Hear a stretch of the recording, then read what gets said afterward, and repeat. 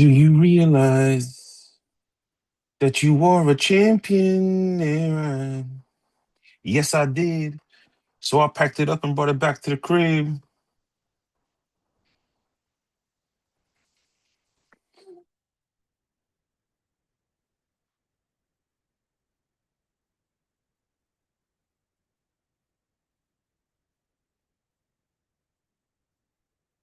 Do you realize that you are a champion, Aaron? Yes, sir.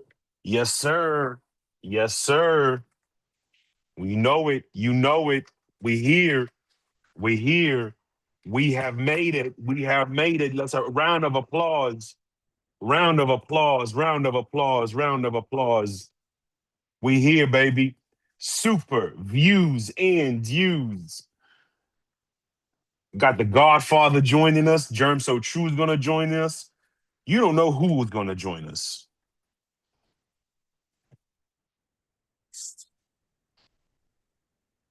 Yeah, man. What up, bro? Chilling, man. Chilling. You know what? 5:30, 6:30 Eastern is just too long. Yeah, I agree with you. It's just too long. Let's start there because we went on our brother. Let's start with the Super Bowl time. Because like, okay, so we gonna get done here. Whatever. Let's say the latest we get done is 1:30, 2 o'clock, right? Right. 4.5 hours. That's a long time. That's a long time. It could be like you could try to do other things. You could try to take a nap, but then you don't want to oversleep, and all of a sudden you waking up at 6:15. You ain't got no wings, you ain't got no nachos, you ain't got no rotel. Kind of where I'm stuck at. And I got all that done, and right after we get done with this, I'm gonna get my nap Yeah, because I'm gonna have some NBA on in the background just to kind of help me get to get to that point. Which I also throw on a little women's college basketball too. But I don't like pregame. I don't want to do the national anthem. I don't do concerts during the game, before the game. Really don't care for them after the game either. But that's just me. I don't knock it. I understand it's a part of the presentation and presentation matters, but kick the football off. so I'll say this: the Super Bowl is the most likely time you'll catch me watching a pregame show for several reasons. Number one, by that time our pregame show is done. Yeah. Number two, I do like some of the player interviews that they still show. And number three, by that time, I know nobody on TV is going to say anything different or better than what I already broke down in the view shows. So I can watch it with peace. And then That, I can accuse them of echoing my shit. that part is true. That part is true. I think for me, it's just I've watched it for so long. I don't knock it. I just know it's not for me anymore. Right. And so once it gets out of the realm of being for me, whatever they do with it is whatever they do with it. Like I don't really care about the halftime show, but it'll be on. I probably have a blunt smoke, right about that time, just because I normally do that at halftime anyway. Whether it's your Yeah. 15 halftime or the extended 30-minute halftime like they give you on Super Bowl Sunday. And people in these on these social media platforms, let me explain something to y'all. The NFL is not interested in playing their championship game on a Saturday to appease us who have to work on Monday. They don't Mm. care. It's still because you're still going to observe the holiday if it's on a Sunday. You're going to Yup. observe it trying to play it on a Friday. It's going to still be the same thing. Sunday is the day that they choose to do this. That's what they're going to do. So I'm gonna also tell you this, right? I'm gonna tell you why it'll never move from Sundays. Several reasons. Number one, a lot of companies are not allowed to say Super Bowl in their advertisements. True. They got to either say the big game or Super Sunday. They can't say Super Bowl, which is why I said Super LX views in the installments I did, just in case, But our views are always up to date, baby.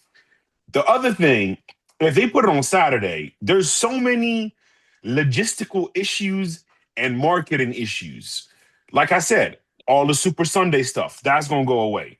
You could put Super Saturday, but nobody's going to associate Super Saturday with the NFL. That's going to either go to college ball or college football. So that'll never, that's it. Y'all got Sunday. Y'all took it from the church. What more do you want? They took a whole day from the Lord. God forgive me. I'm sorry. I'm just talking, I'm just, you know me. No. But like for real, like they can't call it Super Saturday. And then everybody wants to go out Friday night. Saturday night, you have all these activities happening. You have all these events happening. For a lot of football fans, the Saturday before the Super Bowl is New Year's Eve type energy. So I don't think it'll ever happen. We don't need a whole holiday the next day. Just give us a 2 hour delay and everybody will be fine.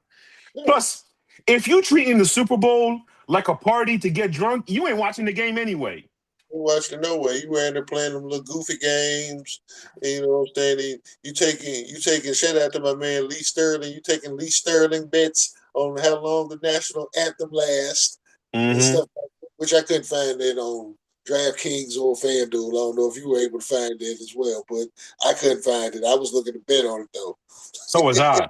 I think it might be on Hard Rock and it might be on Underdog. Say I don't feel like going to two more different casinos to find it. So I'm gonna let it just be.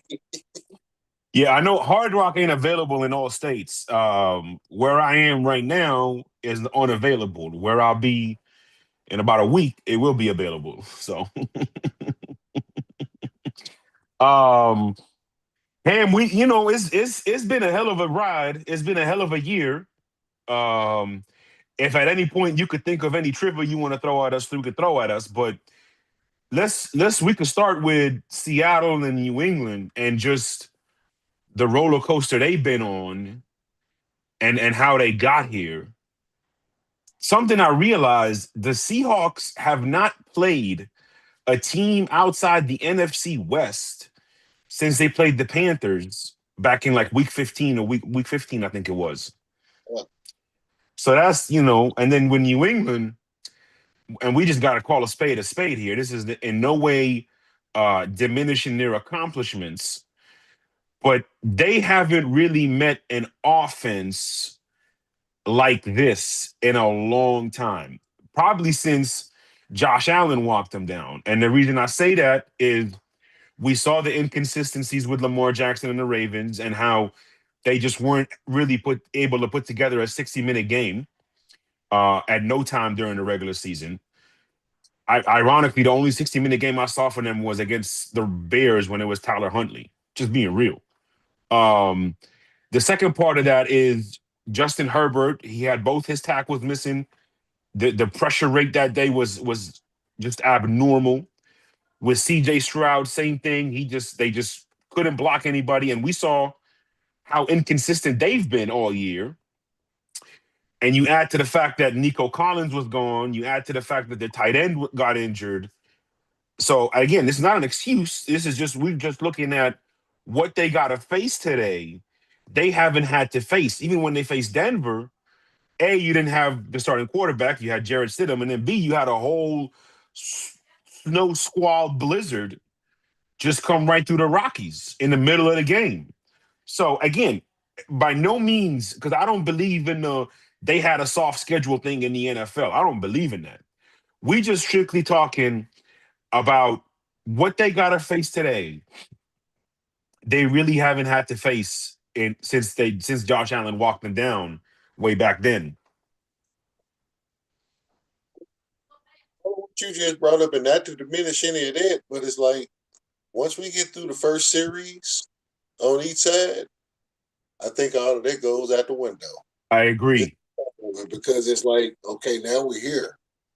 And the real time scheme, the real time adjustments, the real all of that in real time is gonna be right there to just handle in real time. Mm-hmm. And all of the analysis comes into play, but we just gotta let it. It's one of those where we just sit back and we let it unfold. You've done fine preparation in these last 2 weeks, just breaking this whole thing down to where people don't even know who you rooting for. They don't. They Hey, don't know. They don't know which side you're picking, or if you actually are rooting for a side, because you featured and highlighted everything pretty much on an even keel. You uh, so I've seen people say that this Super Bowl feels anticlimactic. I'm like, if you need to get media push and media hype for the best two teams in football, that's a you problem. yeah, That's that's a really, you problem. because it's like, because you need certain storylines that kind of Yeah. help carry it to draw your interest. But then once the ball is kicked and you seeing competitive, intriguing football being played, all that bullshit you was talking about as far as anticlimactic, that goes out the window too. I mean, okay, number one, we know one thing, right? The lab breeds objectivity. And I think if with all the videos, by the way, go to the Views from the 22 YouTube page, Instagram, TikTok. You see the Instagram and the TikTok handle right there. Everything is there. We got 30-second videos, 20-second videos, 5-minute videos, just a full Super Bowl breakdown. Really, the only reason we doing this show is we want to have a little fun with our regular listeners, and we want Germ to be able to get some things off of his chest. But everything is covered in those 6 videos. Everything from the kickers, the special. Like we literally broke down kickers and punters in some of those videos. So You know what? we I've explained that to the people watching at home, because each phase of this matchup is going to matter. Field position is going to yeah. matter. Special teams, what they do. We saw missed field goals coming to play in the AFC Championship game. Mm-hmm. And so it's going to matter. We're in an open air stadium. Weather's going to be nice, but you're still in an open air environment. Neutral Mm-hmm. field. And one of those teams plays there once a year, every year. So they're more, it's more familiarity there, and a shorter distance to travel, because they just coming down I-10 or whatever it is, I-5, whichever one it is that they coming from Seattle down to Santa Clara. But it's the preparation. Your preparation was just as detailed as their preparation as teams, just getting us ready for this game. I hate that we were down all week for the most part at Sports 56 because we had a catastrophe. I can explain it real quick to the people. When you have a winter storm and you got stuff on the roof, sometimes water finds an unruly way to get in. And our production area was burnt out, but pretty much production board got fried. We had to salvage and save a few things, but we were still able to get business done. We just weren't able to get it done in the manner in which we would normally do with the live stream and everything else. But all of that will be back up this week. I think we pretty much got back on board right after we got done on Friday with the happy hour. Everything was pretty much kind of coming back in the Good. flow. The engineer was getting everything back in and everything, but then we were able to still get you in there on Thursday when I And figured out, Friday. and Friday, of course, because I was like, oh, we got phone access. Oh, we got Yeah. to get today. Because ain't nobody heard that all week. They just heard me and John. And me and John broke it down to a detail, but we knew to leave the rest of the meat for Hey. views for two. It's only And, right. and and if anybody knows me, you know I love barbecue meat. Pause. But just real quick, I'm gonna say this about water, right? Because again, this is meant to be a fun show for everybody tuning in. We're not gonna get too detailed until Germ comes on. But for anybody, and my island people will notice, okay, water will go through anything. There is nothing you can do to stop water. You can slow it down, but there is nothing you can do to stop water. And in the islands, we used to, because obviously tropical environment, we don't. A rain forecast is you look up and the clouds get dark. That's the rain forecast. You know what I mean? Like you could wake up, weatherman say it's gonna be sunny all day. You don't know that. All of a sudden, little storms come through. So we used to get a lot of rain. We still do. I just ain't been there in a few years. Shout out to St. Croix. Shout out to Tim Duncan, the only athlete that's got a billboard outside the airport. Um, Sometimes what would happen is the water that would be on the roof would create bubbles in the ceilings. Like, you know, when you get like real bad sunburn and like it would be like that, and you'd have to pop them. It's actually a childhood memory that we used to pop these bubbles. And hey, again, water will go through anything. Water can get through gas tanks. And if y'all ever seen what these underground storage tanks are like, they are basically impenetrable the way they're built, especially some of the more expensive ones. But the reason the EPA has these systems for gas stations to test whether there's a leak is because water goes through everything. So just a little H2O lesson as we quench your thirst for football here on Views from the 22 live on the scene. Um, as far as who I'm rooting for, Jay, as a as a wise man once said, I ain't got no dog in the fight. Yeah, there's a lot of people that's upset with that wise man about that particular statement, but it's like, okay, he don't have a dog in the fight. Why y'all want to make him choose a side? Bro.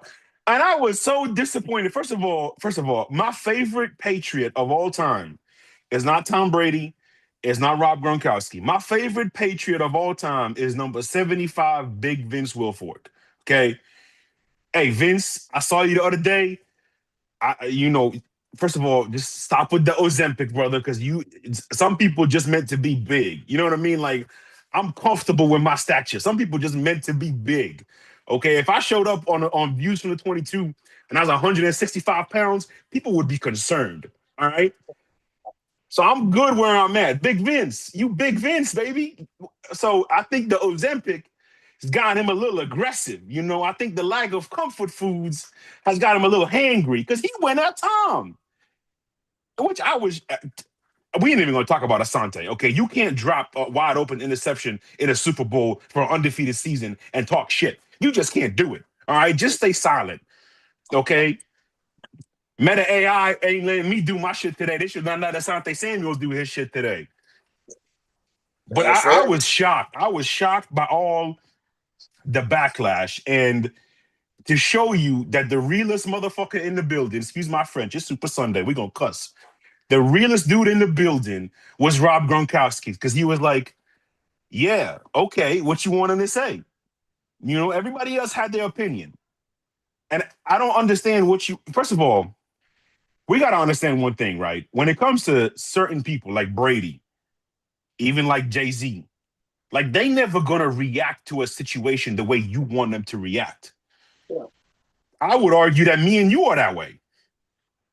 You know, like how many situations has happened behind the scenes where people have said, "Oh, Ham, you got to do this," or "Oh, Mo, you got to do this." Why? We're gonna react how we deem most fit to a situation. It's funny you mentioned that because when we were talking on 94 Feet of Life the other night on our trade deadline recap episode, and Trav and Big Shot Ron were pretty much going, they weren't attacking Giannis, but they were like, this is the problem with Giannis, this, that, and the other. And I just stopped. I'm like, time out. Giannis ain't got no problem.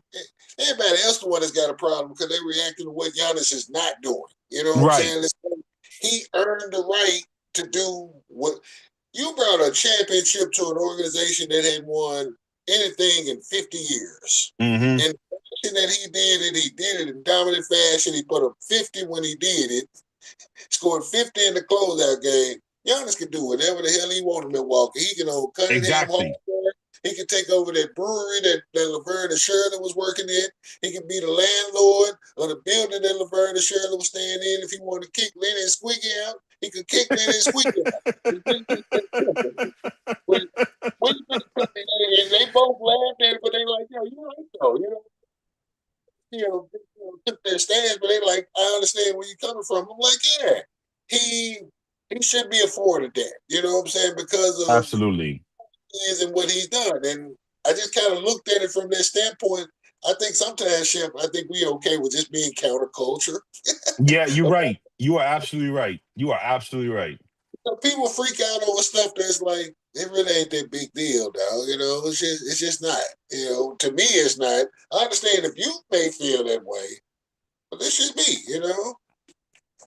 Yeah. So again, just for the record, I have zero issues with Tom Brady saying I have no dog in the fight.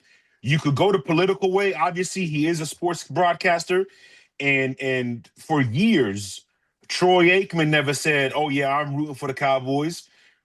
In fact, Cowboy fans actually have a disdain for Troy because they feel like he don't give them enough love. I've seen that in their sector too. But then I've seen the same people that hate the Cowboys that feel like Troy glazes everything the Cowboys do, which, if you're paying attention, that's far from the truth. Far from the truth. That's far from the Far from the truth. truth. And so again, like we understand, they are no longer players. They are no longer players. They are in a different sector of their profession at the moment. Both Troy, Brady, Chris, Tony Romo. Like Tony had to call a game with Dak Prescott starting the year after he took his job. And I give him credit, he was non-biased in everything. Like, what do you expect them to do? I don't, and he's an owner, he's a part owner of the Raiders. So it's I heard Akeem Talib say this, which is damned if you do, damned if you don't. Like, no matter what he said, people were gonna react to it, and I like his little comment of he posted on his Instagram, I got your back, RKK, as in Robert Kraft. Go get that seventh so we can match. Now, me being the petty genius that I am, I knew exactly what Tom was saying. I knew what he was saying. He was like, here y'all go, STFU. And by the way, the reason he gonna have 7 if they win today is because I gave him 6. That's exactly what he was saying. That's exactly what he was saying. So if somebody brings you 6 Super Bowls, comes back 28-3, beats the best defense of the last decade of the NFL in a Super Bowl, down 10 in the fourth quarter, he delivers you 3 championships in 2 separate decades, 20 division titles, but y'all got beef because he says, I ain't got no dog in the fight. Goes right back to what I was saying about you. Where you just ran that down, that same list applies with Giannis. And probably in more cases with Tom because Tom did it for 2 decades. Right. He got 2 full decades. Like, children were born, went through their whole childhood, graduated high school, and was in college. And they got to see an entire reign of dominance. Yeah. That trio, I won't leave either guy out. Your I agree. owner, your coach, and your quarterback. The 3, pieces that put it together. Your owner pretty much, I mean, your head coach was pretty much acting as a GM anyway. The whole time. He know what he wanted. Oh, you gonna take a draft pick away from us? You gonna take a first round? Oh, no problem. We'll turn that. We'll make Chris Hogan a player. Hey, bruh, you right though. I mean, Chris Hogan played a big part in them beating the Jaguars in the AFC Championship the year they lost to Philly. Chris Hogan played a big game in both the AFC Championship when they beat Pittsburgh and went on to the Atlanta Falcons Super Bowl. And he was a big factor in that Super Bowl. And worst part was he came from the Bills. He wasn't even their draft pick. And Wes Welker. I mean, you got to look at the way they revolutionized so much during their time. But we're not here to talk about that. It's just a matter of, look, when you reach a certain status in life, you do things differently. That's just the reality of it. And also, he has more obligations or higher obligations than satisfying fans. Like, really and truly. You know what I mean? Really and truly. Because y'all want to talk about fans, y'all booed him when the game started against the Bucks. Granted, it was the right sportsmanship thing to do.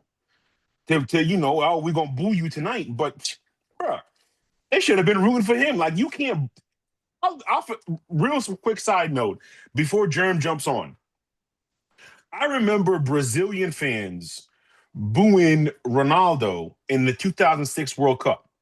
Mind you, he had been dealing with several knee injuries, and he had already gotten them a World Cup. In all 3 World Cups that he was on the roster prior to that, they got to the finals of said World Cup, won in 94 against Italy, although he didn't play much, lost to France in 98, and then delivered one of the greatest individual performances in a tournament in 2002. But several knee injuries later, all the glory he brought to the country, and they were booing him because he wasn't playing up to his standard. And that's my first lesson. That was my first lesson. And you know what, man? Some people just ain't shit. I was gonna give you something poetic. Nah, some people just ain't shit. And in life, surround yourselves with the people who are grateful just for you, not for what you can do. There's a huge difference in that. And that's my last thing before Germ jumps in there. We start talking football. If he jumps in there, he's somewhere in there. Couldn't state it no I'm better. I'm on I'm on the way. All right, you good, brother. You good, you good, you good. You know, that's the voice of Germ that you just heard, ladies and gentlemen. Like from that voice from above, like, oh, Yeah, Morant. But you know, everything that you just summed up, it was like when you talking about that, I'm like, yo, that's Ja Morant right here in the city. You know what I'm saying? Because I made a post about that earlier this week. I read the Sissy's Log Cabin text and listener line. I see the comments. I hear the comments among the commentary among the rest of the people. I hear the tone. mm, And know how to read in between these racial lines within one of the mm, most historically racist, racial. We got one of the worst histories of yeah, we racism. know that. So Yeah, just historically, and it ain't stopped. It modified it. It finds new pockets to hide itself in, but a lot of this really has to do with the fact that this is a young black dude who has dreadlocks and the whole deal, and he kind of carries himself in what people refer to as the YN culture. And I mm, understand that, but he's also sold tickets. He sold your building out. He's electrified your city. He's created a buzz in the fan base that brought global attention to your city. But you're ready to push that out. Be careful what you ask for. yup, That's all I'm gonna yup. say. All right. Let's dive into it now. It's 12:30. We wanted people to, give everybody time to settle in and jump in. If you're just tuning in, go back and listen to the first half hour, just a conversation about life and gratitude and making sure you surround people for you, and making sure that we also celebrate accomplishments. Ham, you talked about welcome Super Bowl views, super views and views. You talked about that people can't find the story for this one. I don't understand how they can't. Number one, you got the New England Patriots, who, like we said, were a dynasty for 20 years. And not only were they a dynasty, they were a hated dynasty. Like hated. Like They Yankees. were, yeah, like they were seen as the evil empire, like really and truly. And why you coined them the criminal enterprise. And it was very fitting. For several reasons. We're not gonna get into that. But we Some of them diamonds, we really ain't got to dig too deep, but no, no. Um, so that's the first, like you got them, they're coming back now. They got this young buck quarterback, 23 years old. He does all the right things. It's the same offensive coordinator who was sort of the constructor of that offense for 20 years on and off. And we talked about gatekeepers, how Brady left to the NFC, then he retired. When Brady left, Pat Mahomes took over the gatekeeper role. And here we are in a season where Pat Mahomes didn't even make the playoffs, and we thought, okay, it's going to be somebody new. All of a sudden, that entrance music hits, and it's the same old heel. It's the same old heel in the New England Patriots, who now are threatening to be the gatekeepers once again alongside Mahomes, because Mahomes will be back. Like, don't get too comfortable there. Anything you want to add before I move on? hey, if they win this one tonight, we might as well refer to them as Bebe's kids. because we know what it was with Bebe's kids. They didn't die; they multiplied. And that's all that the Patriots. What the Patriots legacy is done. They didn't. You still got Josh McDaniels there, still doing what he's doing. You have Mm-hmm. Mike there, who was a part of the fabric of what was on the field. When he was a linebacker there, he helped, set the template as to what this thing has become. Only which I watched the Willie McGinnis episode of All the Smoke the other day. Great episode. Go check that one out. Him and Matt Barnes telling a bunch of Super Bowl untold stories for the Patriots in that run. Mm. And he talked about Vrabel then, how he was pretty much the IQ, just a smart guy, coach on the field, that whole package like that. And now he is fitting that he's in the head chair of that organization. Fitting it, he's the coach of the year. Yes, And he he is. comes winner for that. I don't want to hear nothing about the schedule. We know why their schedule was their schedule, because they were fucking trash last year. If you trash in the NFL, the teams you'll play the following year are likely going to be trash too. Mm-hmm. Just works out. Bottom place teams play bottom place teams. And you still got your divisions that you play out. And one of those divisions that you may play probably going to be trash too. So if the whole division's trash, that means your schedule, 50% of it is probably going to be a little light. That's just what it is. Yep. But the manner that this team goes about it, I was unaware of this until either you or John Hart put me on this. He was like, they had lost the road. They had lost on the road all season. Nope. Perfect on the road, and then they're 9-0, so that includes that playoff win in the AFC Championship game at Denver. If that's Belichick's blueprint, that's the same thing that we were seeing years ago in those, I won't say pockets of dominance, but they'll have those dominant things that they have in the pockets of dominance, such as going road, such as doing this with a young quarterback like they did 20 years ago. Yeah. With a young quarterback, around the same age. And then on the Drake May side of things, the fact that Carolina beat Duke at the buzzer yesterday, I might have to change my bet around a little bit. I've been 18 Seattle, but this one's kind of got a little. It's a little criminal enterprise magic that's floating around. But on the flip side of that, Chef, I nicknamed and coined the other franchise too. The Northwest Criminal Outfit. Of the Pacific Northwest. Yep. With the Legion of Boom and Bobby Wagner and Michael Bennett, and there was some scary dudes on that squad. Yes, they were. Jeez. And Pete ran that like a criminal outfit. Yup. That's what their standard. This was a team that we talking about with the LOB. Like, they didn't always get along with each other. No, they didn't. They beat the hell out of each other then. Yup. Percy Harvin don't like Golden Tate. We know about those rumors. I won't dig into them. I'll let y'all surf on them. Other instances, Earl Thomas and Bobby Wagner later on clashing with each other. Maybe they had some of those before. Basically, I'm simply saying that both of these organizations are some crazy motherfuckers, and this is why they're here. This is why they're here. Being crazy. And so when you look at it, New England, this is in whatever Super Bowl this decade. The Seahawks are in their fourth Super Bowl since 2006. This is their fourth Super Bowl in 20 years. That's one every 5 years. That's not easy. That doesn't happen. That doesn't just happen.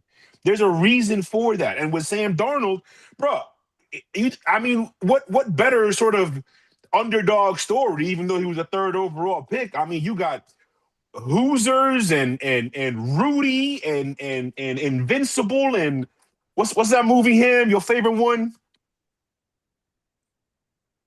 Oh my God, with a football movie. Oh, why can't I remember it? It's not The Replacements, is it? No, it's Ham's favorite football movie. Friday Night Lights? No, not the program. Wildcats is Oh, my first. Wildcats. That's like all these great sports movies, Major League. That all these are all underdog movies. So all I'm saying is, if he does pull it off tonight, you might have a Sambo Darnold movie come out. You just never know. Uh, Germ, Hey, so hey, true. You, hey, hey, listen, y'all. Hey, how y'all doing? How y'all doing? Y'all good? Hey, listen. Let me uh, get in here before he mess up everything and turn all the viewers away with this nonsense. Yes, that's this Germ $1 million smile. Y'all see it. Hey, yes, look, man. sir. I feel like I got veneers in right now. Anyway, with everything going on, today I am Jermis Winston because I am just blessed to be here to cover football. Oh my God. Oh my God. I'm just blessed to be here to cover football, you know? Hey man, Amen. listen. Let's I'm gonna dive right into it. First of Let's all, go. like I hear a lot of rumblings, right? Because I'm around, I listen to a lot of people talk. It's part of my job. I listen to people talk, things like that. So one of the things I would tell people is people are viewing this Super Bowl in particular as one that they're not interested in for all these different really weird reasons that I think don't make sense. So we're just gonna make sense of it. It's probably because your team is law. That's the first thing. And they're not playing. Hey, they listen, maybe next year. Listen. But hey, they are blessed to cover football today. They are blessed to be a NFL franchise. Oh my goodness. We're gonna talk about that abundance today. So I think that the biggest thing in the disconnect in this particular situation is, for me, is not the typical Super Bowl that we would see. It's not the front running team. Both of these teams last year, nobody thought that either one of these teams probably would be here. Let's start there. It's not the Rams. It's not the sexy pick. These are two teams that literally started and they were on a little bit of a journey. The New England Patriots, this was their 3 year journey, just like the Seahawks is on their 3 year journey to build the defense that they built, Mm, and things of that nature. So it's a 3 year journey of a lot of different ways. You have to take this also into consideration. People feel like Sam Darnold, was pretty much done and over with and everything else like that. Um, he still slaughtered me, but I mean he's made improvements. He hater. has he has earned his right to be in this Super Bowl. There are small, subtle things that he has done to improve himself, but the most important thing, and the two things, is he's persevered, Yep. and the second thing that he's done, which is even more important than anything else, he's accept coaching. Yes. That right there is the key of why he's here. But Yes. if you look on the flip side, that's the same thing with Drake May. So the quarterback position is about accepting coaching. Are these young guys accepting coaching now? Is my starting to become the question. If you get an OG offensive coordinator, the OGs of the league, the guys who are producing said quarterback whisperers, as they call them, if you get in these guys, bro, you have no excuse not to be good, not to learn and develop under these guys, because these guys obviously understand what you do well, figure out what these quarterbacks do well, and they put them in good positions. The same thing Seattle does on offense, they're doing on defense, which is why that defense is where the defense is. So we need to make sure we understand that development is what I preach and coach every day in general. But not only that, in football, it has to be about development. Yep. You're not going to get 69 first round picks. It's just not going to happen. You have to know how to look into the day 3 and the day 2 guys, because those are the guys that win you championships and get you to championship Sunday. The first round is for you to get your superstars. The second round is for you to get your stars. And after that, it's all about where you get guys and where those guys peck into your 53-man roster to put together the greatest roster that you can put together every year. So if you don't understand team building, please don't go on. Please don't go on here and get to embarrassing yourself, getting to talking about what people are talking about and what cap space and stuff. That's a whole nother conversation. Yep. So Mo, I'm gonna post something to you that I heard. They said that Let's do. Seattle did a great quote unquote job of not paying of not paying top dollar for quarterback money, and getting Sam Donald for 33 million dollars, and that was a win for them because they don't ever want to pay these top notch quarterbacks and these top notch players all of this elite money, and then they know that they got to allocate this out to everything. I'm going to say this real quick. Half of those players on that defense were drafted. And some of them are still on a rookie contract, a good bit of them. Absolutely. So when you say that, don't say that like $33 million isn't still a significant part of the salary cap. Just because he didn't get 40, that's $7 million. It might not sound like a lot. It might sound like a lot, whatever it is it does. $7 million, bro, to an NFL franchise is absolutely nothing. Derm, I am so glad you brought that up. Very simply put, right? With Sam, we got to understand the context of where he was coming from, what he was doing, et cetera, et cetera, et cetera, et cetera, right? They gave him a 3-year, $100 million contract.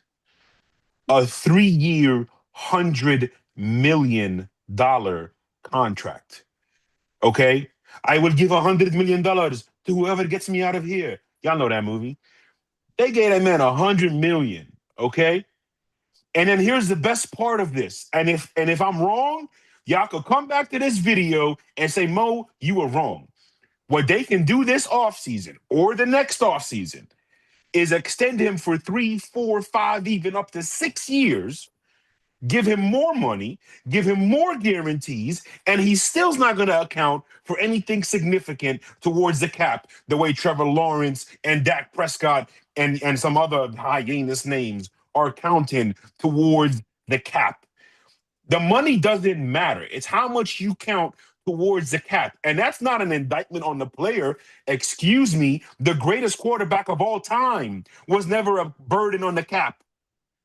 So that's a management thing. That's a business thing. That's the corporation side of it, which, by the way, Moneyball Views is a new series that we are launching. We already had the first episode where we will be discussing strictly the business side of ball. And I can promise you, ain't two people more equipped to talk about the business side of the NFL. So stay tuned for that part of it. On the football field, Germ, and you can take this however you want to take it after, because I'm really just elaborating off of what you said. The coaching that Sam accepted started with Shanahan. That's where it started. Similar to how Baker told him that Baker said that McVay taught him how to watch film. Sam Darnold said the same thing.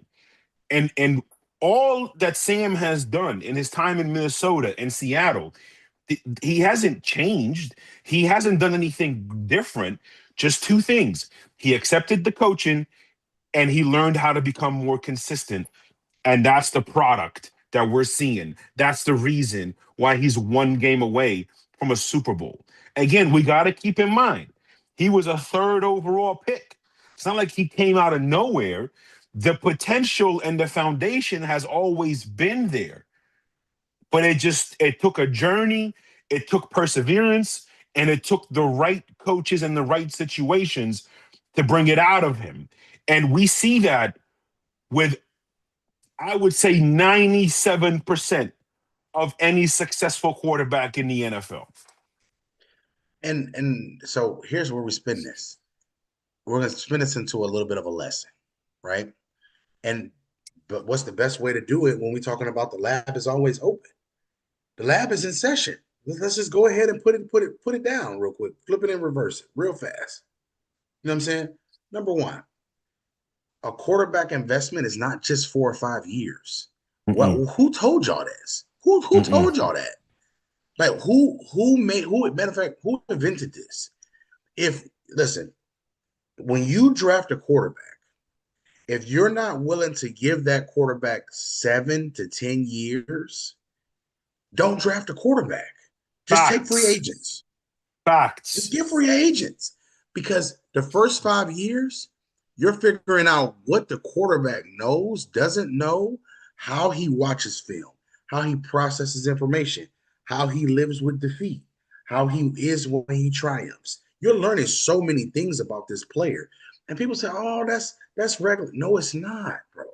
Y'all got to understand, these are still human beings. Like, we never account the human factor into somebody's job. We just throw a job at them and just say, you get paid to do this shit. That you chose this. I don't want to hear that no more. It's 2026. Y'all keep talking about mental health.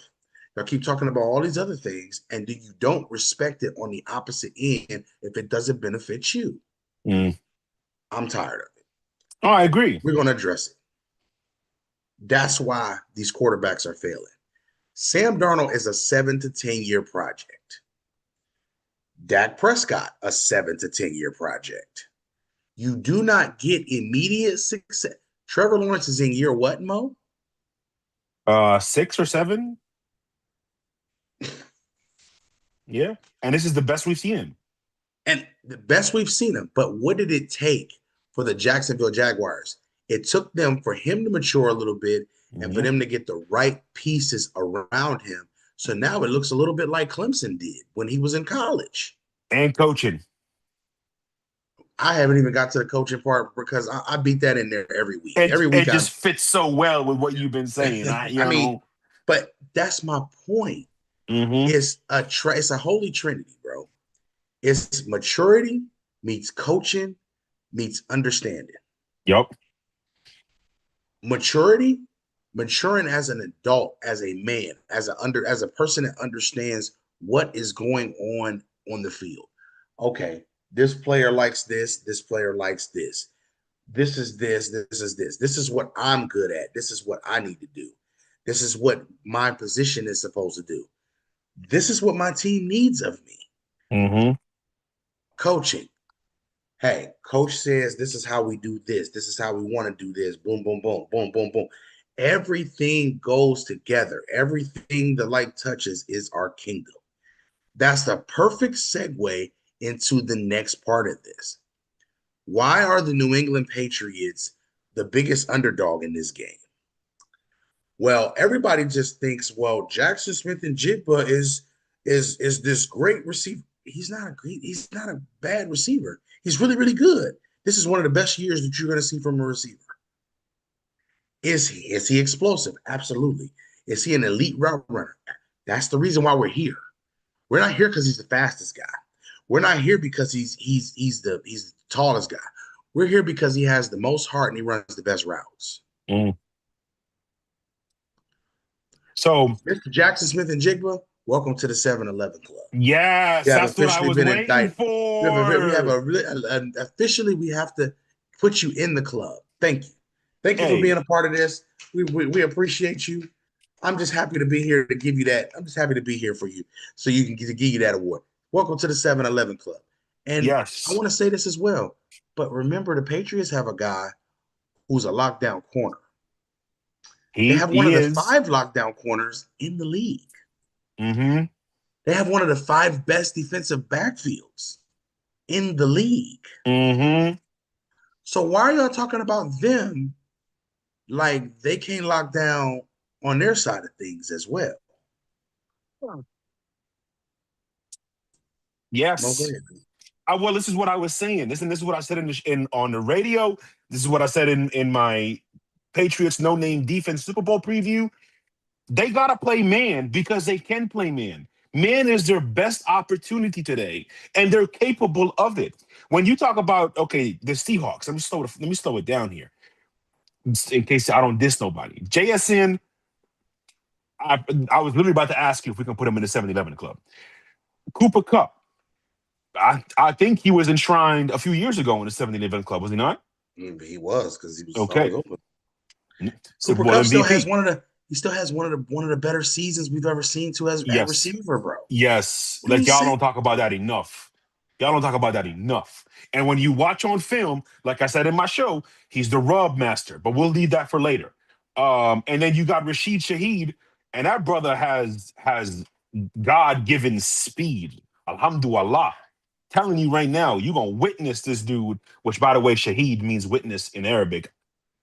You're going to witness this dude make some special plays today as long as he continues to get utilized properly because he's being underused.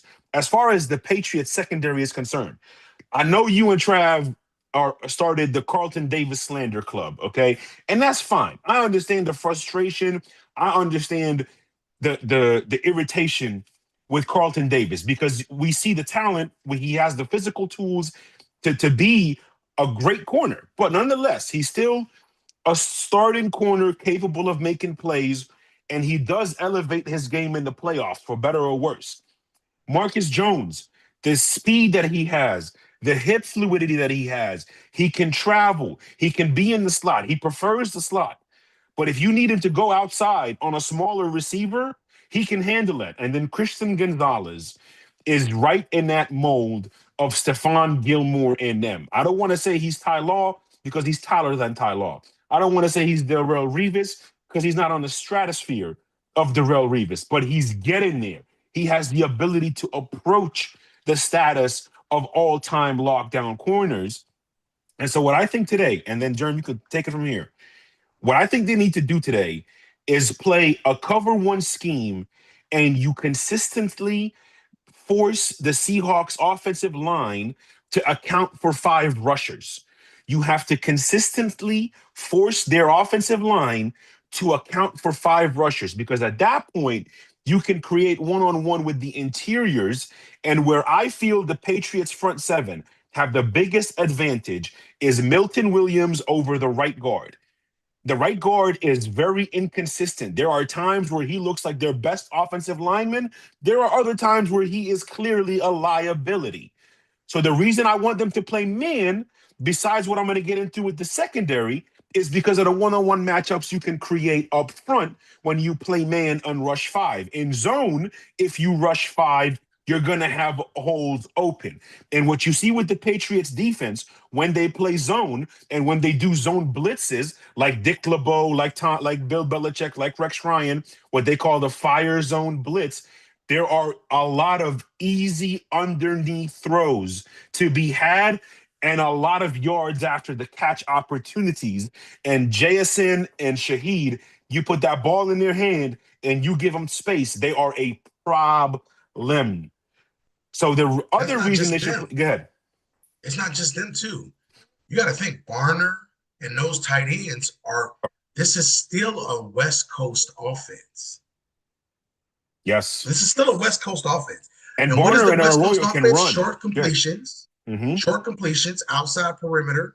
Those are the things some of the big pieces of that, right? So you got to understand that zone and fire blitzes fits those type of situations. We don't you don't want to give those type of completion. See, a lot of this is scheme versus. Listen, if this is what you do well, this is why you don't match up well against teams like this. Because if all you do is you play a lot of zone, these are not the teams to play zone against. No, but you have to be able to play man and mix in some zones and situations. And it's about situations in red zones and third downs that you need some zone. But your zone and your man cannot look so much different to the point where we can diagnose it. That is Seattle's superpower, disguise. New England's superpower on defense is physicality. The two differences in these situations is New England's going to punch you in the mouth, and Seattle's going to be the one who's going to be very, very straightforward. It's going to look like everything is going to look like cover 2, cover 3. And then once the ball is snapped, you have to make a decision after. That's what it comes down to. Absolutely. Now that we understand that, why are we sitting here and making this seem like Drake May can't diagnose coverage? He's been doing it all year. Yeah. He's played against you just won in Denver. You didn't win in Denver you just won in Denver, and before that, you just beat the best defense in the league. And you put up 28 points on all touchdowns. Yep. So let's not do that. No. No, because both of these quarterbacks are capable of processing. The reason they throw interceptions is because they're gunslingers. They will throw it. If they believe they have the smallest window, they're going to throw it. And there's pros and cons to that. But I will say that they aren't reckless. They really aren't. Sam used to be reckless. The last thing I'll say before, Sam used to be reckless. But what happened with Sam is he got to a point, like I said, where, like you said, he accepted the coaching. And out of the 14 interceptions that he threw this year, 6 of them came to the Rams. And all 6 of them came in a situation where the Rams defense showed him one look multiple times, showed it another time, but yet that time after the snap, they turned it into something else. And that's why I think New England has to play man, because if you play man, man, man, man, man, and then you disguise it into a cover two or a cover three flat, now all of a sudden, if he wants to throw a quick slant, boom, somebody's in that lane. So that's why I think they have to play man, because there's more opportunity for disguises when you want to sprinkle in those fire zone blitzes. And we're not asking New England to do anything differently. I've seen them play heavy man. I've seen them play heavy zone. All I'm asking them to do is to condense the defensive play call sheet because it's to your advantage. On the Drake May side of things, Germ, do you feel there is one offensive weapon, whether that's in the pass game, the run game, the pass protection game, that should be the number one key for the New England Patriots offense? Well, I think New England is not a team this year that I feel like is one guy. This isn't a one guy situation. I think I need to, now we get to use our word. I think the playmakers are in abundance. Okay. Ooh. So this isn't a situation where they need to be focused on just Booty. Pause. This isn't a situation where they need to focus on Rhamondre Stevenson. This isn't a game you just focus on TreVeyon Henderson. Everybody brings something different to the table and a different way for you to attack this defense. So you want to give this defense multiple people to look at, to attack. So I think the screen game with TreVeyon Henderson is a weapon. I think putting him in space behind 300-pound bodies is a problem. We need to utilize that as a problem, because if he gets a lane in the open field, there's not very many that's going to get to him. That's what you do with an explosive running back, right? Create ways for them to get open.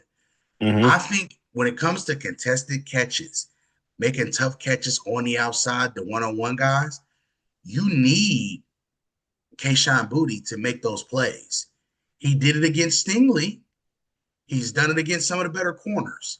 We need him to consistently do that, to win this one-on-one matchup 2 to 3 times a game in situations. And really, it's in the red zone because he's a big body with a big catch radius. We haven't even talked about tight ends yet. Nope. Both of these teams have an abundance of tight ends that they can use here today.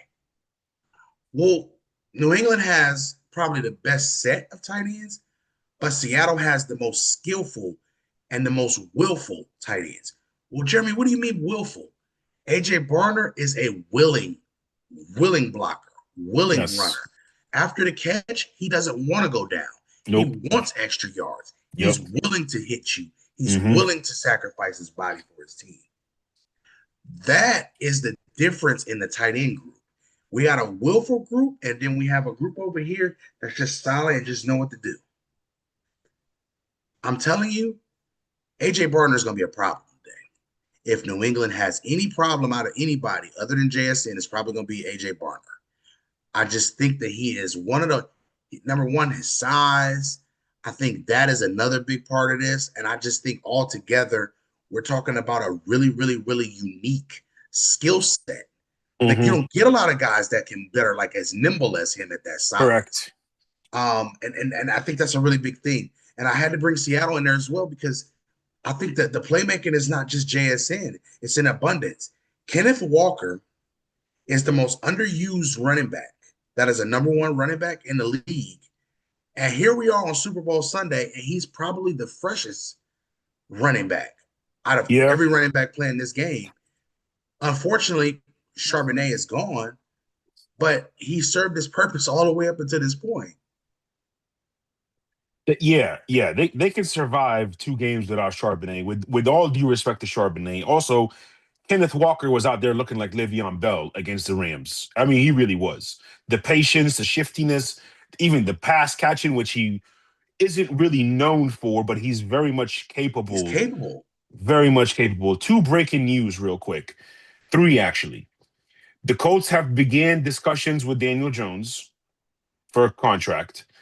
Seahawks beat reporters are reporting Sam Darnold will be getting an extension. So everything we talked about, y'all don't have to come back and tell us we are wrong. Just give us our flowers now. We are a week away from Valentine's Day.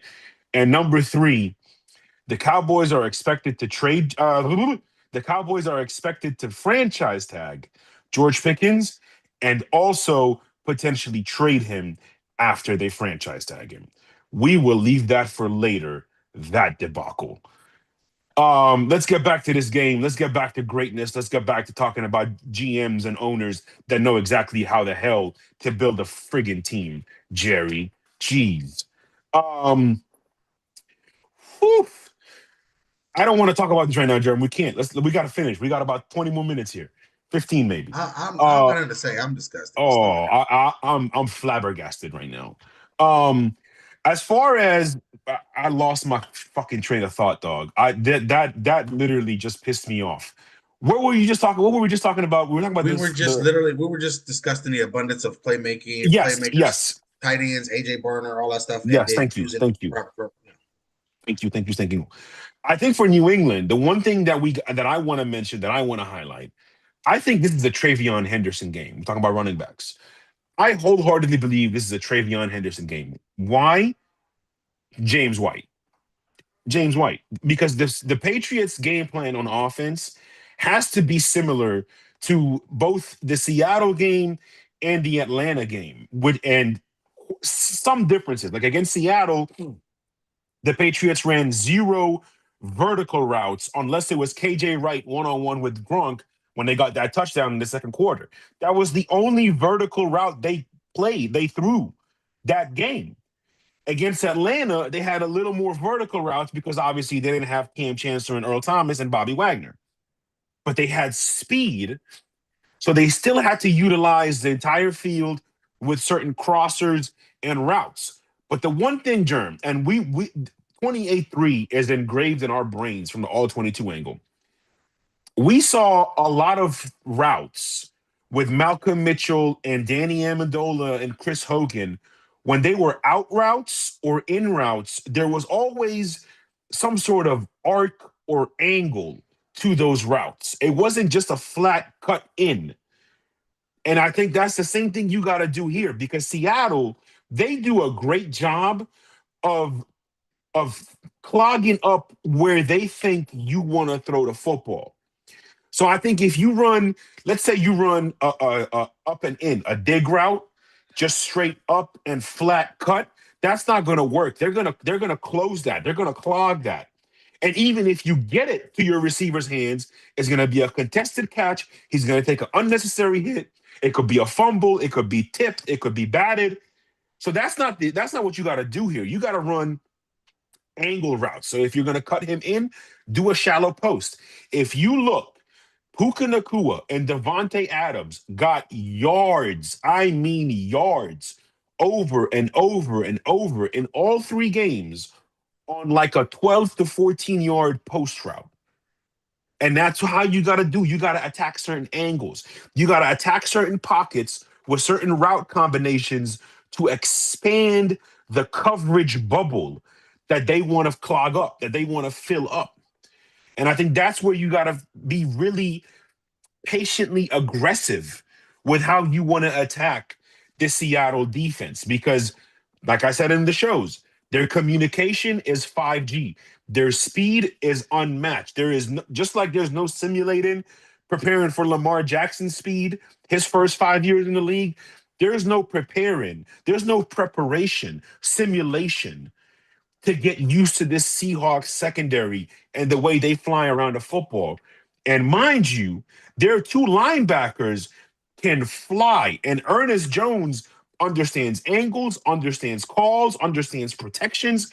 He's the perfect inside linebacker. So for New England, I say all that to say, you cannot have 3 route combinations against this defense. You got to have at least 4, maybe even 5.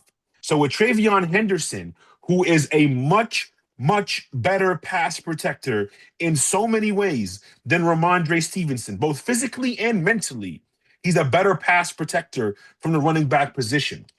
So you got to utilize him to help chip DeMarcus Lawrence, to help get in there and stuff, whether it's Leonard Williams or Byron Murphy, just get him a little rip shot and then go into a choice route and then let somebody account for him.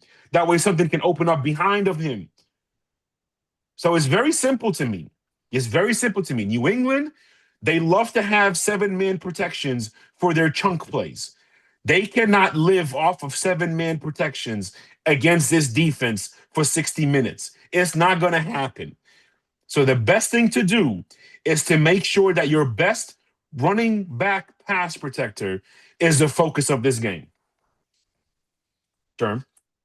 You gave something that I think is interesting. You said there's no way to simulate the speed. There's no way to do certain things. But you also talked about about pockets, right? Pockets proverbially are going to be the keys to the game today. Who plays the best from the pocket is the first thing. But the second thing is who's able to attack attack whichever defense with precision, with accuracy, and with ball placement. That's the key to today's quarterback duel. The best ball placement, the best accuracy will be the quarterback that is holding that trophy at the end of the game. No doubt.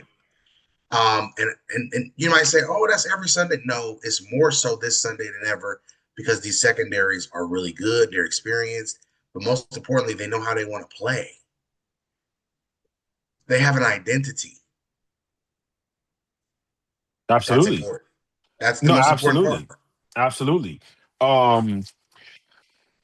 So, and I also think on the opposite side, Jerm, on the opposite side, for we're talking about the Patriots offense and versus the Seattle defense. I just really want to see how exactly New England is going to use their receivers, because the Seahawks don't necessarily shadow or travel. They don't.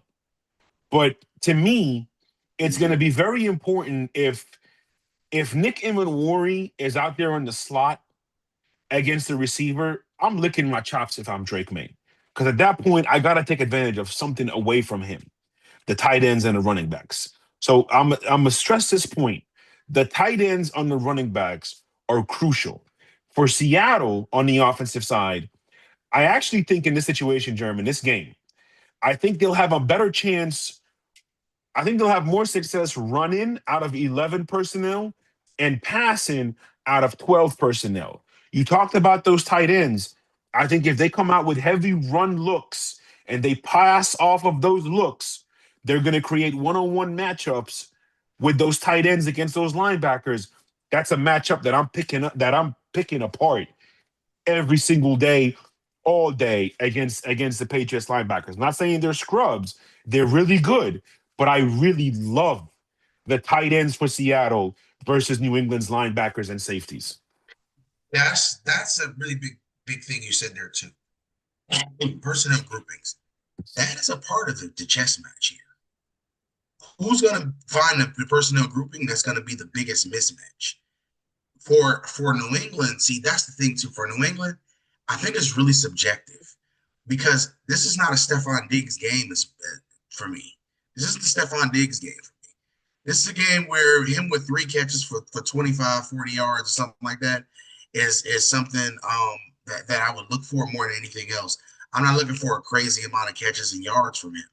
I'm looking for him to move the chains in a couple crucial situations, but that's about it. I don't think that I think that Seattle is a little bit, they're bigger, stronger, faster than him. Yeah. This is where you need those young guys. I mean, if we had to talk about something, I'm going to give you an example. K'Waun Williams, the young receiver, him and Diggs are the same height, but the difference is, what if I told you that Williams might be faster and just as good a route runner, and maybe even a little bit more reliable with his hands at this stage right now? He's definitely faster. He's definitely faster. Definitely faster. But that is the stuff that you need against this defense. This defense has a really, really, really unique way, like you just said, of look. They look fast. They don't just. it's not like one of the things where they're not moving this fast. No, bro, they're really moving that fast. Mm-hmm. They No, they're cover a lot fast. of ground. They They're cover a lot of fast. ground. Yep. It's not one bad decision, and you it's a six pick. Mm-hmm. It's that serious. So that's why this is so interesting, because protecting the ball is going to be a big thing today too. New England is 1,000%. going to live off a turnover. Like if you don't do anything else, you cannot turn the ball over against the New England Patriots. I think both quarterbacks are going to turn the ball over today. I really do. I'm not saying I don't think we don't get at least 2-3 turnovers, right? But the time of the turnover is not Yes. equal Mm-hmm. to the turnover itself. If we get a couple first and second quarter interceptions, that might be cool. But when we get to that fourth quarter, we got to have figured things out, and we got to know what we're trying to attack and what we're trying to expose, so we can get to that trophy. Mm-hmm. I totally agree. For that, I will tell you, I do have a person who should have the advantage in this game. Hit me. We want to do predictions. What we want to do? How we want to do this? You want to start wrapping up the show? We don't have to. Listen, I'm just happy. Yeah, no, keep cooking. I'm just happy to be here. Yeah, I hear you. Keep cooking. Because I said everything I wanted to say. Keep cooking. Okay, so another thing too, running backs, offensive lines. Seattle's offensive line has overachieved. I don't disagree. And we got to make sure we understand that the better offensive line is still in New England. You think so? Absolutely. I think that line cohesively is a lot better. I think Sam has made some really good plays outside of the pocket. Yeah. And has really let me give Sam Darnold. Let me give about a minute and a half of Sam Darnold. Sam Darnold has some plays where he not only uses the pocket to his advantage, but he got a little bit of that. Got a little bit of that hesitation move in him. A little bit. He got a little African in that ancestry.com. Hey, put some respect on my boy. He has done some really good things outside the pocket. There's a play, I can't remember the team off the top of my head, but there's a play in which he avoids a blitzer or a free blitzer, shoulder shrugs him down, takes 3 steps to his left, almost gets sacked there, avoids that sack in itself, takes 3 steps with a running move, strike 20 yards down the field, first down. I said, okay. Yeah, who was that against? Who is this dude? I think it was against the Rams, if I'm not mistaken, because I think it was the game. I think it was the Rams, if I'm not mistaken. He threw a touchdown that way too, and I want to say it was either the I was going to get to the touchdown. Either way, go ahead. I'm sorry. Go ahead. I was going to get to the touchdown throw as well. But some of these things that he's able to do off script make him more dangerous on script. Mm-hmm. That is the reason why he's here as well. Because $33 million look good to me when you make an offensive lineman look better than what they are. Interesting. Okay. That's interesting.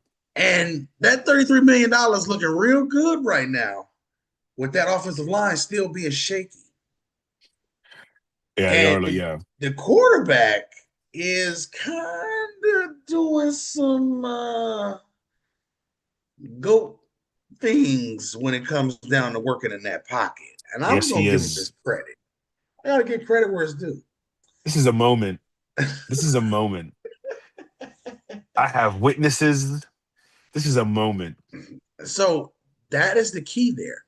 But then the same thing when we go over to Drake May. It's like a proverbial passing of the torch type thing when it comes down to this, because we got a younger, more athletic guy who's doing the same thing for New England, maneuvering in the pocket, stepping up, know when to step around, Oh, Like it's some good quarterback play oh, here hell yeah. that we have not acknowledged yet Mm-mm. because we so focused on narratives and other things. Mm-hmm. And I gotta give Sam his credit. I gotta give Drake his credit because these two young men have been exceptional.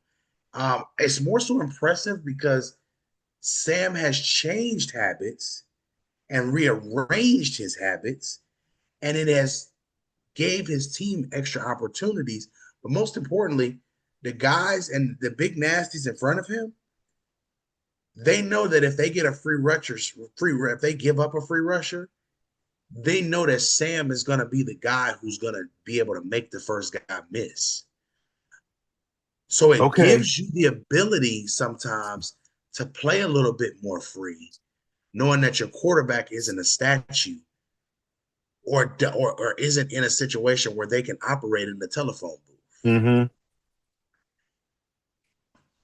So let's talk I about just that want to real put quick. that No, out no, there for no. everybody. You're absolutely right. When it comes to the pocket ability, as we have coined that term, you're absolutely right with Sam Darnold. The one thing that I have always said about his feet, where he's a different quarterback, I gotta even myself amend that a little bit because he's actually gotten a whole lot better, like significantly better at resetting his feet when his feet don't get off track. He's gotten so much better at resetting his feet and still making throws with a fundamental base, which is huge.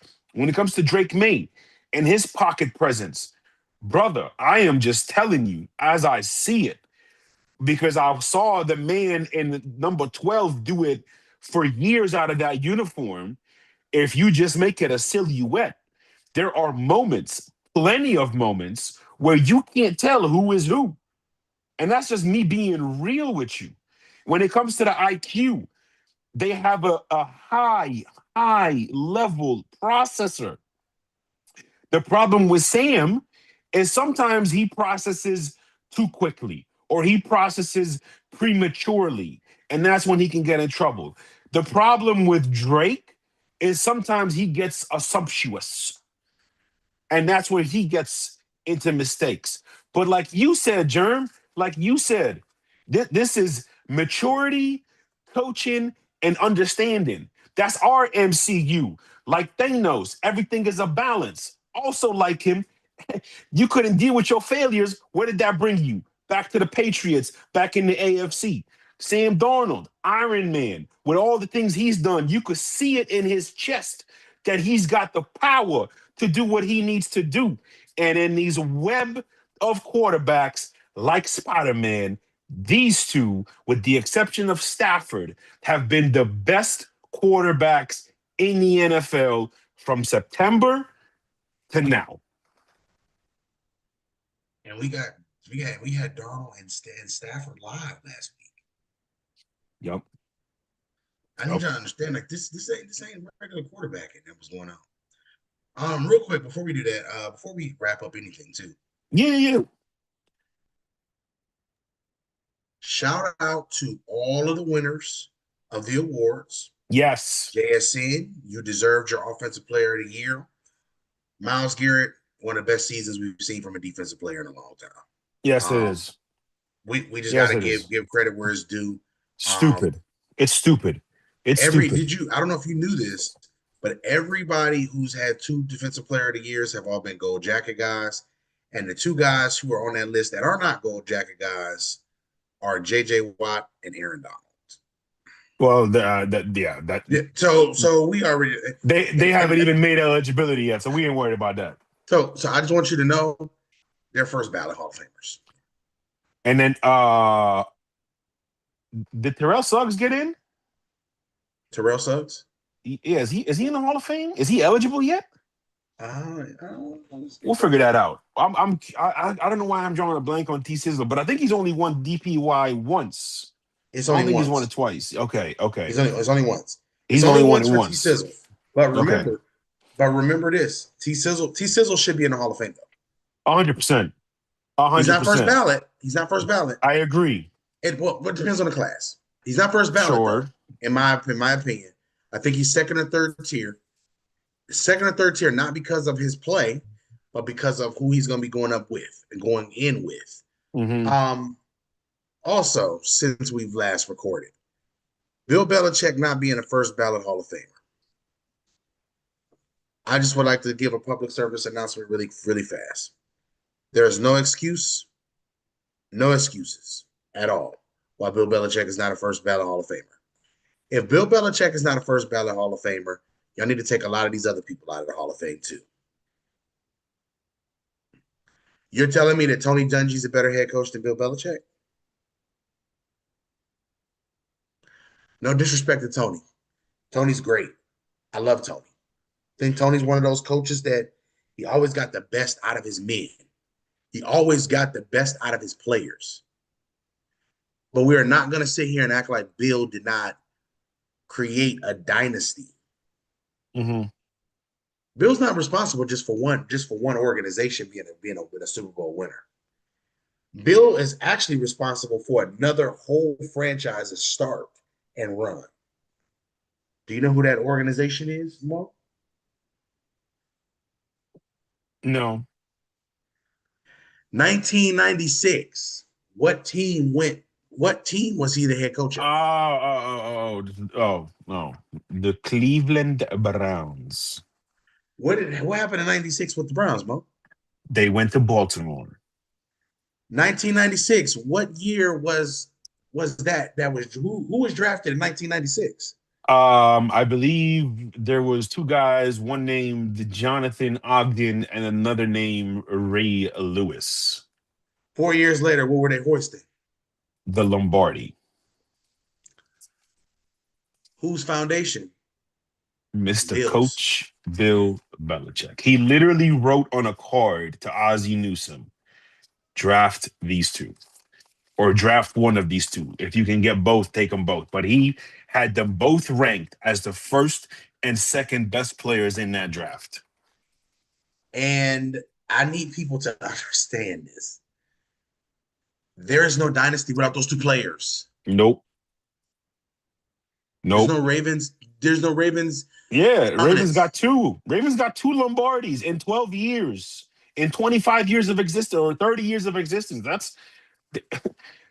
That's better than most. There's some franchises that's been around for 70 years and ain't got one. You ain't lying. Okay, I'm sorry. I didn't hear what you were saying about the Bill thing before you asked me the question, because I was looking at Terrell Suggs. This is the second year of eligibility, and he has not been selected. He's been a finalist both years. So to your point, he should get in, will get in. And Marshall Yanda also did not get in, but he will get in and should get in at some point as well. But, absolutely, there's a great class. So what I said for Bill is you cannot discredit what he did to football in general. No. He is one of the greatest football minds we have ever experienced. Excuse me. Facts. I'm sorry. One of the greatest. Do you know what Lawrence Taylor said about him? Who's this dude over here that y'all got as the defensive coordinator that y'all gonna do this? I don't do amateur hour. Pretty much in so many words. Not verbatim. But no, it's true. He thought Bill was a scrub ass dude. And then Tuna turns up and said, hey, you know how you getting all those sacks and all those guys around you doing all that flying around? That guy's designing the defenses. Yep. He said, oh, I stand corrected, coach. And LT even said once he got into like meetings with coach and Bill started coaching him, he said he saw the game a whole lot better and he made him a much better player. Same with Carl Banks and Mike Vrabel, Eddie Bruschi, Richard Seymour, Willie McGinnis, Rodney Harrison. Willie McGinnis is not one of those people. You need to listen to Willie McGinnis talk about it. Yes, because Willie McGinnis was a dog. He wasn't no scrub. He was a dog. Willie McGinnis was one of the tier 1 players that they had that people never gave credit for because of his ability to play with his hands in the dirt and play on his feet. Willie McGinnis was one of the first 3-4 outside linebackers with that multitasking ability that made that position pop like it did. Mm-hmm. And I need people to read your balling rules. Read your literature. Learn the game. It's a lot of stuff here that you guys got to remember about what Bill means to this game. Facts. But for you to do that, it just kind of, it's a slap in the face to the game. Facts. It's not a slap in the face to the people, slap in the face to the game. Because you put all these other guys in, and I don't want to hear about Spygate. I don't want to hear about Deflategate. I don't want to hear about all these gates. Because it's always these different gates. A gate was made to be open.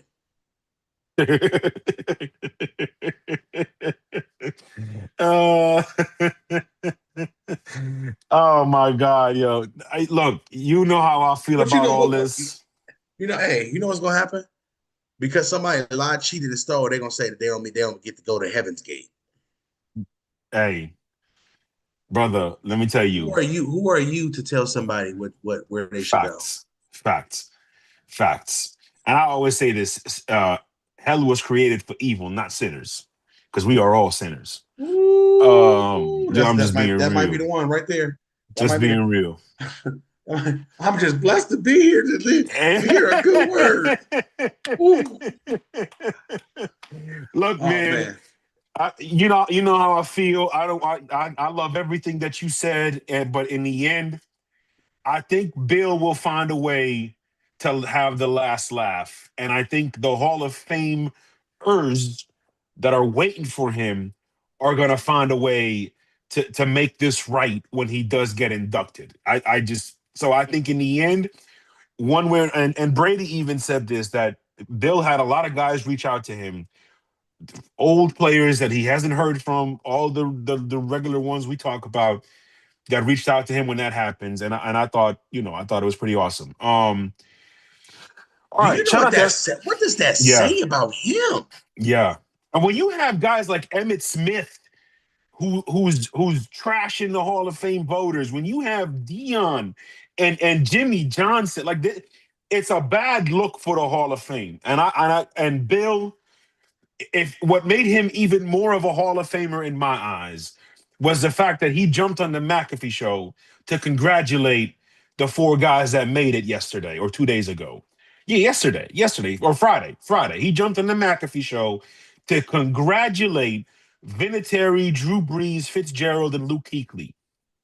And McAfee even made jokes with him. Made it before Bill Belichick. Hey, throw it away. Throw it away. Vinatieri, bro. Which Adam Vinatieri made it before Bill Belichick. Look, Adam Vinatieri is obviously a Hall of Famer. I am not going to deny that he is not, okay? But the fact that he went in before Bill is ridiculous. And everybody's telling me, oh, well, the only first ballot Hall of Famers was Chuck Noll, Don Shula, and Tom Landry. Okay. With all due respect. And he's better than all of them. He's better than all of them. What? He's better than all of them. Wait. Y'all said Chuck Noll, like Chuck Noll ain't shit. Hey, Germ. We are both in proximity of a certain place. Hey, we're not going to slander Chuck Noll. We can't do that. I'm going to slander Chuck Noll in this moment right now, because he himself is a product of a time and a place. Everything is perfect. Hey, Gisele up. Everything is perfect timing. Nice. Get out of here, man. Get out of here. Listen. That week out of here, man. I don't want to hear it. I'm not taking it.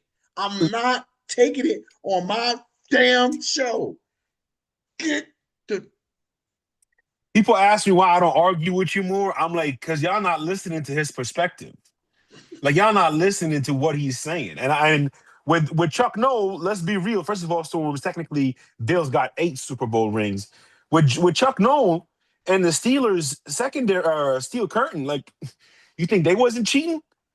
What about Vince Lombardi, who literally made sure to turn off the heater so that the Dallas Cowboys can have a more slippery surface when they come to Green Bay before the Ice Bowl. Like let's not get into all that. All the guys on PEDs, including Bob Sanders. So by the way, Bill Polian and Tony Dungy got their only Super Bowl ring because PED Sanders was back in the building, but nobody wants to talk about. And I ain't knocking Bob. I'm just telling you the truth. But anyways, let's Whoever wanna, hey, let's hey, whoever want to argue with me, come on the show. come on the show. Come on the Come show and on the let's show. argue. Hey, listen, while I Oh will fold Lord. towels and fold laundry, while I undress your bad takes. Yes, Okay. I said undress on the air. Yes. Before we get to the predictions, I have two slaw updates. I don't know why all this slaw energy from these people on this Super Sunday. The Cincinnati Bengals intend on franchise tagging Trey Hendrickson and hoping that somebody will trade for him. More stupidity. And then if more craziness, Derek Carr is considering coming out of retirement for the right situation. Almost closed my laptop. You know I what? know. We ain't talking about that lemon right now. Let's talk about this. All right. Put some lime in the coconut. You know the rest. We here to talk about predictions, baby. Which I'm not gonna give you any. So 2-2, we out. I'm just playing. Um Everybody in the comment section, including our brothers Trav and Big Shot, are talking about Drake May protecting the football. That's certainly the big key. Jerm, we're trying to be focused, trying to be serious. I'm Okay. focused. I'm focused. I'm just letting them know. I'm just letting them know what you're gonna do before you do it. Oh man, I'm wondering if Storms and Big Shot and all them want to jump on and give a prediction. But we'll see. So here's my quick things, and then we'll go from there. Number one, I think protection of the football is most important. I think second most important is the protection of the quarterback, and that goes hand in hand. Everything we discussed, I ain't gonna give y'all no details, is in my preview shows on the Views 2022 channel. 6 episodes, 6 videos, all total in 45 minutes. Each of them is like 10 minutes, 5 minutes, 15 minutes. So make sure you check that out. Very simple, Germ. I am taking the Patriots plus 4.5. That's my prediction. Patriots plus 4.5. Hello, Trav. You on mute, Trav. Hello. How are What's you, my going brother? on, man? You know Welcome. you know what, Jern. Hi, I Germ. feel like Why arguing you folding against the you. towel, Germ? Why you folding the towel, Germ? I feel like arguing against Jern since he made that comment. No, never mind. I lied. I'm gonna help him with the shit. You know what? I'm tired of these folks trying to pull up these legends at times, man, because them players helped them out, man.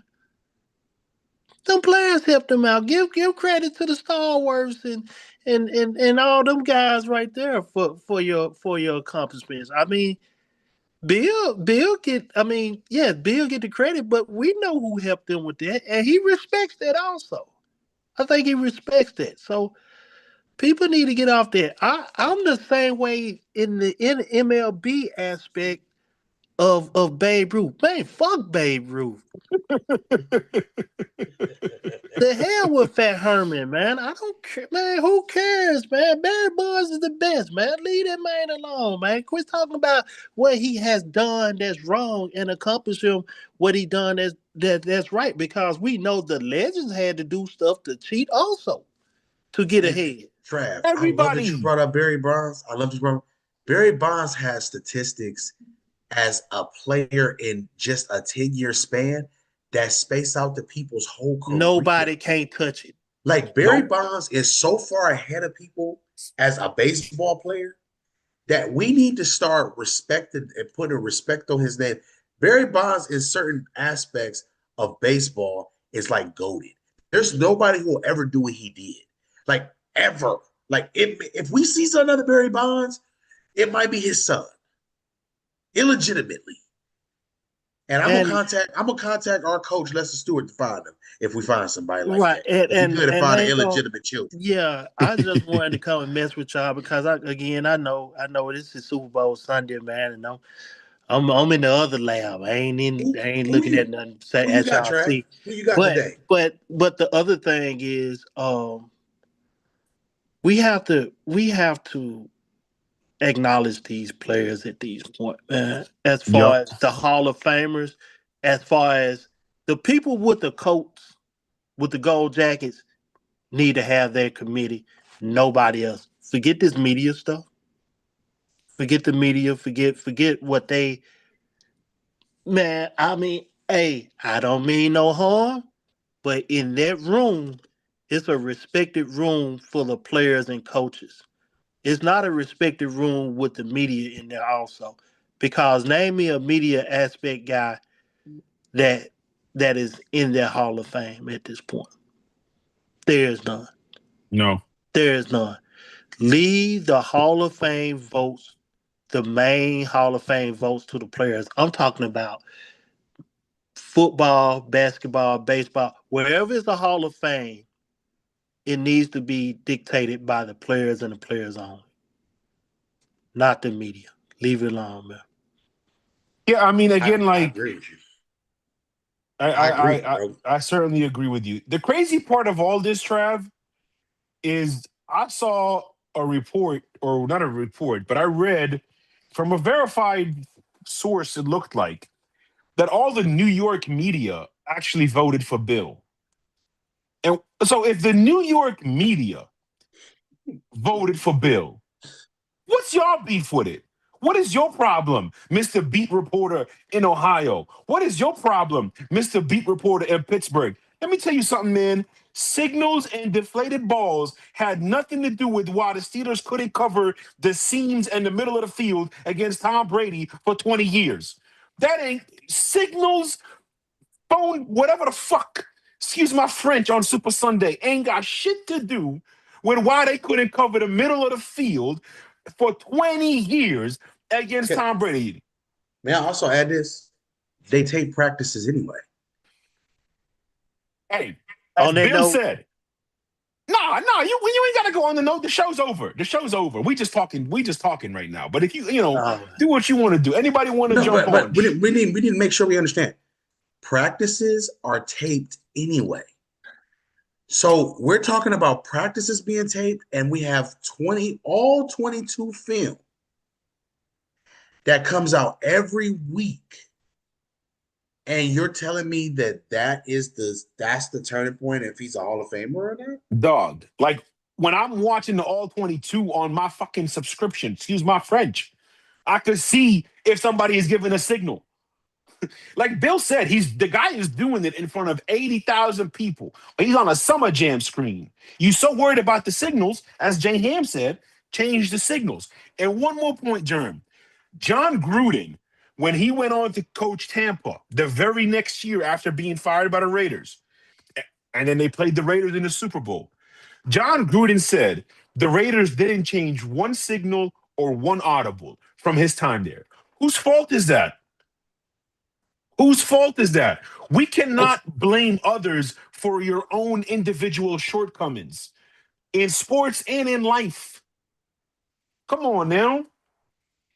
Come on. Ian, how many times have we heard Hall of Fame players in situations in crucial moments say he's been making this call for X amount of years, and Dude. this, and that, and boom, boom, boom, and this call is normally this call, and this call is this call. If Peyton Manning comes up to the line at 40 seconds, then you wait until the last 15 seconds in order for you to really put yourself in the defense that you're supposed to be in. All of that is film work in general and understanding the player. Yep. So I just want people to understand, as much as y'all want to talk about cheating in sports and everything like that. So I guess it's cheating in sports to have the gloves that they have on, because that helps them catch the ball. I guess it's cheating in sports to have cleats on, because that helps them run on the field. I guess it's cheat. It's just cheat. Everything is cheating. You know. Hey, Jerry Rice is considered by many the greatest receiver of all time. First ballot Hall of Famer. I'm sorry. Did he not have his own cheating scandal? I don't care. I don't give a crap about it. But I'm just asking a question here. Did he not have his own scandal of I would just like for the Sikkim? record to reflect he did, and that's the point. Like it, but you know, in society, we pick and choose what Hey, we you want ain't lying to there, be up bro. and You ain't uproar. lying there, You know, bro. we You ain't pick and lying there, bro. choose the things that we want to focus on, the things we want to ignore. And today, I'm here to just tell you on a Super Sunday, because it's the Super Sunday and the most super of all Super Sundays, a stupendous Sunday that it is. Oh, this is the day that the Lord has made. But it is a situation where you guys just have to be called out for those type of things, and we have to reflect. And Mhm. self-reflection is the hardest thing for that, and which we need to do every day. But it's essential to our growth and development as said human beings. So I would like for everybody to understand that you don't have to call out everything that you see. You don't have to have an opinion about everything that you see. And most importantly, everything that you see is not always as it may seem. Mm, mm, Everything mm. in life is an equation. Until we recognize that, until we start to understand what's the factors in the equation, how did you diagnose or make this math problem? You didn't even know what's in the equation. Yeah. We're not even planning the same. We're not even creating an equation that makes sense. If it makes no sense, don't put the equation out there. Why is the problem? I just think everybody wants to talk about critical thinking. Critically thinking is the ability to think outside of the norm and think about cause and effect, actions, reality, what could possibly be good, bad, and different. Being empathetic to other people, being sympathetic to other people, being understanding. Those are things that we have to do. Show compassion for your fellow Yep. man. Those are things that you're supposed to do. In these situations, it still goes with sports. Show compassion for the things that you need to show compassion for. And if it's something that's just egregious, cheating back in the day was I'm gonna knock your quarterback out because I can't stop him. Y'all didn't say that was cheating though. That was when it was a man sport. So you just knock out people when you can't stop them. You just knock them. You just take them out. Hey, look, I can't do nothing with him. I'm gonna go and just take him out because it ain't nothing we can do with him. We need to go on and knock him out of life. What? Yeah. That's equivalent to cheating too. That's saying that I can't beat you at your best. And You ain't lying. if anything, I think y'all probably should grab what makes you a man, and you need to be taking Mm, that a little personal that you can't beat that man, and you need to find ways to get better so you can beat that mm. Hey, all I got in this world is my word and my balls, and I don't break man. them for nobody. Yeah. Jeremy, Y'all need to break some. you didn't give us a prediction. What you got? Well, I had to show them, proverbially the towel was folding because you was folding. I didn't Um, fold. I gave you a prediction. he folded. Folgers coffee, and he don't even drink Folgers. Um, um, um, oh man. So Yo. with that being Oh, said, dog. I will tell you that I'm going with the New England Patriots today. Okay. I'm picking the New England Patriots 27-17. I think we get a really, really good game. I think we get a classic. Yeah. I think the difference in the game is a turnover late in the game that steals the victory. And I think that's what we get today. I'm really rooting for the Patriots today, not because of Sam Darnold. It has nothing to do with him. I Sam believe Darnold, you.